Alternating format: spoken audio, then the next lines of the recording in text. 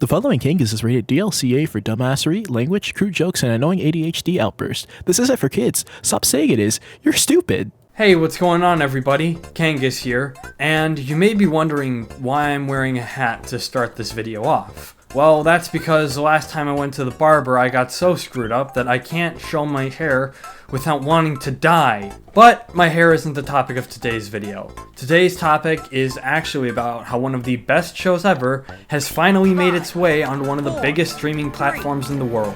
Yes, that's right, everybody. iCarly has finally made it out of the pits of despair that is Nickelodeon and has finally made its way onto Netflix. I mean, this is great though, because now I finally get to relive all my favorite memories from one of the best shows ever. Because if I have such fond memories of iCarly, then surely it was a great show, right? Yes, Nickelodeon. I'll be honest, I always kind of referred to the network as the SpongeBob channel as a kid, as I always saw Nick as the black sheep in the 3 whole TV channels I was allowed to watch as a child.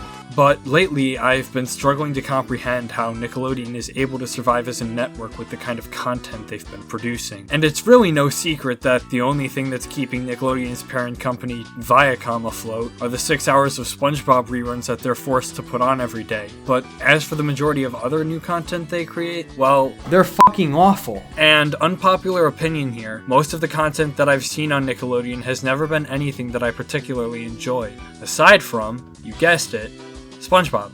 Actually, let me give credit where credit is due. To be fair, most of the animated shows on Nick, like Hey Arnold, Avatar: The Last Airbender, and Jimmy Neutron were all shows that I greatly enjoyed growing up. However, you may have noticed that I failed to mention a certain show about magical fairies, and that's definitely not unintentional, as the creator of that show is an incredibly big piece of this problematic Nickelodeon logo-shaped puzzle. But we'll get back to all of that later. For now though, let's focus on the live-action side of Nick, which I'd say is a bit more problematic. Or at least when comparing them with their animated counterparts.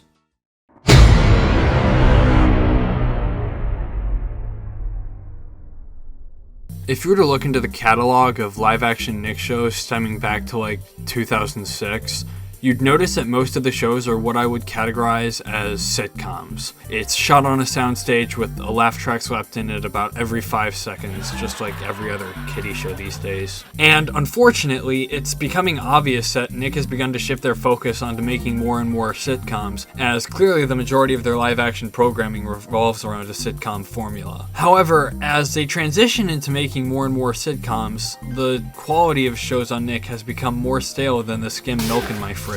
But what, or in our situation, who, is the problem behind the downfall of Nickelodeon's live-action side? Well, the answer lies in one man. Dan Schneider. Yes, that's right. Dan put it inside our Schneider, the creator of 23% of all live-action comedies on Nick, is a good portion of the reason as to why Nickelodeon has gone right down the tubes. But in order to answer the questions how and why, I need to give a little bit of backstory first. Dan the Hyman Collider Schneider, in case you don't know who he is, has his name slapped all over what most consider to be Nickelodeon's golden age live-action comedy shows, mainly because he wrote and directed every single one. However, with that being said, this guy has also been accused of doing some really nasty stuff to his workers and to other children outside of Nick that's been continuously swept under the rug by the big bad evil corporation that we're not going to name again. And these accusations are pretty serious, ranging from everything that involves solicitation to possession of very questionable material. Although there's never really been enough evidence to deny or support these claims of pedophilia, it's highly speculated that Dan Holder-Titer Schneider actually was involved in stuff like that. A fellow YouTuber named Blame It On George actually did a much better job of explaining this than I ever could, so I'd recommend going and checking out his video, which I'll link in the description. But Dan Schneider isn't exactly the point of this video either, so I'll try to continue without letting my personal bias get in the way. So, Dan Like Some Titer Schneider got his big break at Nickelodeon by creating everyone's favorite show about 2 brothers coming to terms with each other. This show is, of course, Drake and Josh. And it didn't stop there either. Dan the Rough Rider Schneider created 10 more shows for Nick, including iCarly, Zoe 101, and Victorious. But do any of Dan the Meatman Schneider's personal fetishes or sexual attractions have literally any bearing on how Nickelodeon runs their shows? The answer, believe it or not, is yes. Because as soon as Dan already cream-pied her Schneider started being really creepy on set and started making his shows a little more attuned to a different kind of audience, the quality of shows on Nick really started to decline. And while Nick isn't the only offender of this stereotypical white people sitcom nonsense, as Disney Channel could roughly be seen as a different side of the same coin, but Disney Channel shows are meant to be watched as a family, even though I don't really know who wants to watch any of these as a family. And in their own right, Nick is more of a less family-friendly alternative to Disney Channel. But I'd argue that the way that Nick went about the production of the shows that Dan Open Up Wider Schneider created were really poor. However, it was clear that Dan was never meant to stay at Nick forever, and after the man's departure in 2018, it became more and more obvious that the impact he had made on the network was starting to stick, or at least in the terms of the standards and quality that Nick had previously held their live-action shows to. There were countless other problems with these shows aside from the obvious pedophilia ring. The laugh track was overused, jokes were stale and unfunny, and none of the characters bothered to develop over the course of 12 fucking seasons. I guess now I get why Amanda Bynes is Amanda Bynes and why Jeanette McCurdy is literally ashamed of her acting career. Well, I think that wraps up my job here. Can't think of any other Nick shows that are damn it. Look, I understand that Nick technically falls under the umbrella of children's television, but come on, bro. You could look at literally any show on Cartoon Network, Disney XD, like, even the Hub Network had more competent cartoons than what Nick manages to shit out on a bi-quarterly basis. There's been a lot of controversy surrounding the shows greenlit by Nickelodeon in their animation department, what with shows like Fanboy and Chum Chum, Sanjay and Craig, and The Loud House taking over the network's already limited animation screen time. It's a bit hard to not see why Nick's fanbase continues to get more and more upset with the low-quality animations that they've continued to push out. You know what? Honestly, if I had to pick one of these shows that was the most competent, I'd pick Fanboy and Chum Chum, because I feel like at least then the writers knew they were creating an utter pile of shit. Sanjay and Craig lost me in the first episode when Sanjay's mother performed the first ever butt transplant. And you probably don't even think that I'm going to talk about The Loud House, but fuck you, I'm going to do it anyway. The Loud House, if you haven't seen it on YouTube or Nick commercials or some other form of media, is a show about one boy in his house with his 10 female siblings, which makes the house a very loud one. Thank you.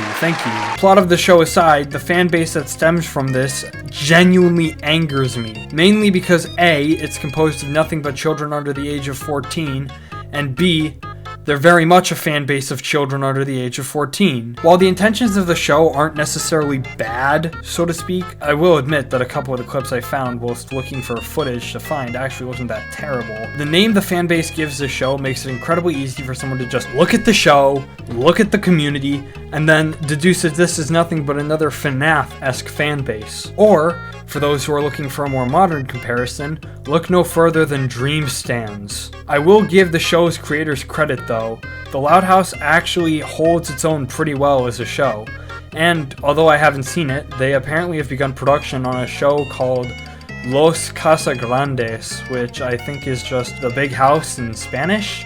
It's supposedly about a Latin version of The Loud House, but hey, I mean, if they can implement Spanish stereotypes without making it stereotypical, hey, good for them. Wait, you think we're done now? Oh, that's cute. We haven't even looked at the cartoons they've had out for years. SpongeBob is a topic that I really don't want to speak on in all fairness. The Nick executives who continue to create new SpongeBob content despite the passing of the legend Stephen Hillenburg are the exact same people I have on my people I greatly dislike list. And remember how I said I'd talk about why I dislike Fairly Odd Parents? Yeah, let's get started on that real quick. Butch Hartman is a jagoff.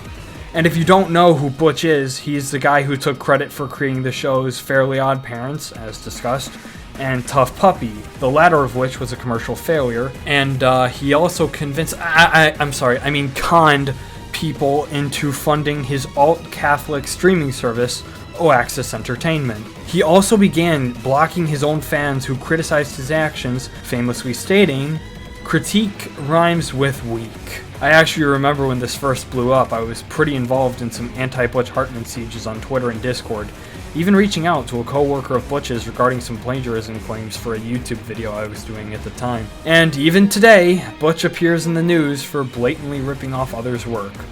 I guess that's not really a surprise considering where we're at now.